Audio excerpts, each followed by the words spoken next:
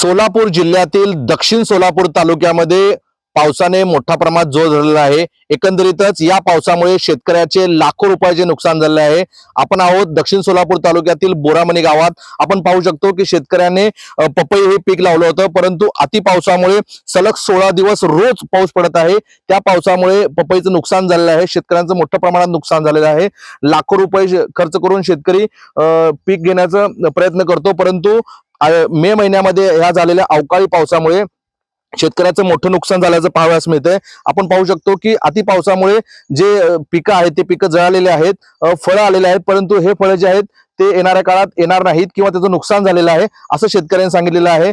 आपण बोरामणी या गावात आहोत आणि आपल्यासोबत आहेत येथील जे शेतकरी आहेत पटणे, त्यांच्यासोबत आपण आहोत। एकंदरीतच काय त्यांनी शेतात पेरलं होतं आणि सध्या परिस्थिती काय त्यांच्यावर आपण जाणून घेऊयात। काय सांगाल?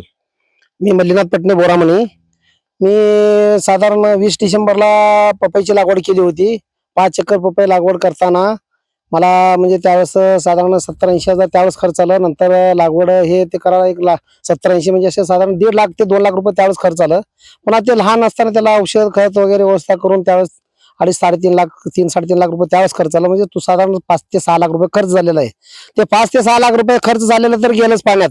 पण आता येणारं जे 20-25 लाखाचं उत्पन्न होतं ते पण बुडालेलं आहे माझं। कारण का पाणी एवढं आलेलं आहे, पाऊस एवढा आलेला आहे, 15 ते 16 दिवस झाला एकही दिवस मला शेतात पाय ठेवता येत नाही।